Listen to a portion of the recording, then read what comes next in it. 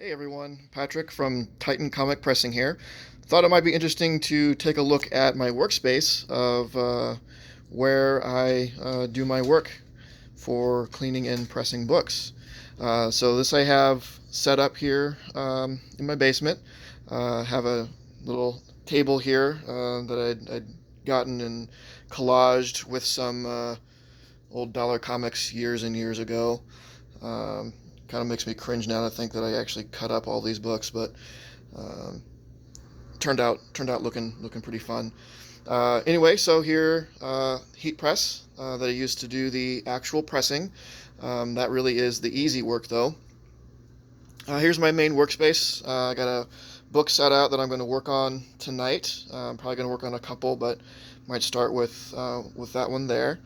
And then a number of tools we have laying around. Have a couple jeweler's loops. Lets me get in close and take a look at details on the book, looking for imperfections that might need some more extra detailed work. A couple types of lights. Have this work light here, shines really bright. It's easier to see some of the imperfections under direct light. If you've seen some of my before pictures, you notice that I shine a light directly on some trouble spots as it makes them pop out a little bit better. Here you can see the main thing I'm going to work on here is right there on Rhino. You can maybe see some wrinkling there that I'll be able to press out. Uh,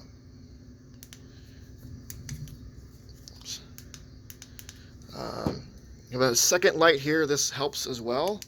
It's a black light.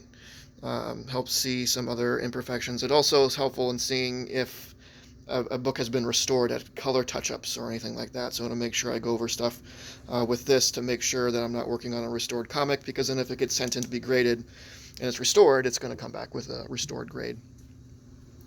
Some other various things will have been here where I keep some notes and some boards for both pressing and as a surface for doing some cleaning on.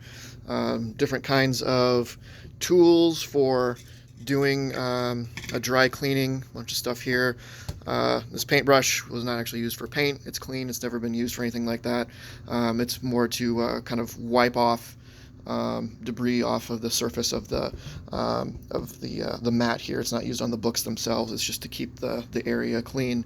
The last thing you want to do is press something if it has like eraser marks or little debris pieces on them. So make sure to keep the workstation clean. Those over there, some of these covers you might recognize.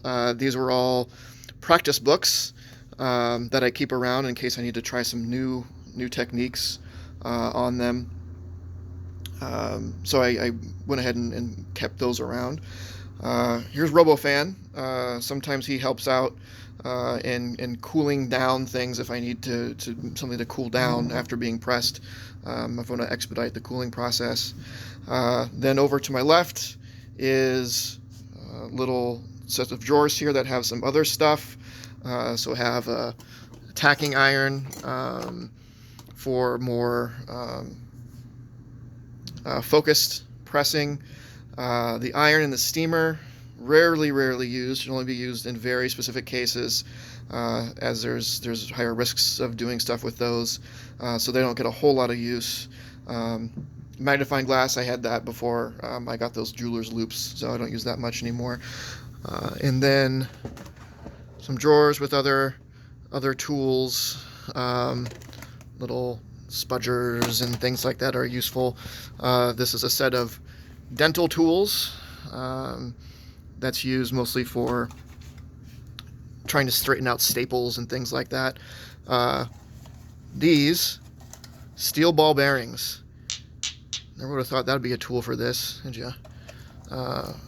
Those work wonders for working out divots that pressing can't help. Here we have some dry cleaning stuff, some face wipes and some Swiffer pads and things like that. Gloves, make sure I'm always wearing gloves whenever I'm working on something to avoid any hand oils. and then other various paper supplies, additional boards, and heat-resistant paper. Got some backup pads down there as well. So that's it. That's the workspace. Let me know what you think, or if you have any questions. But that's where it all happens. Thanks.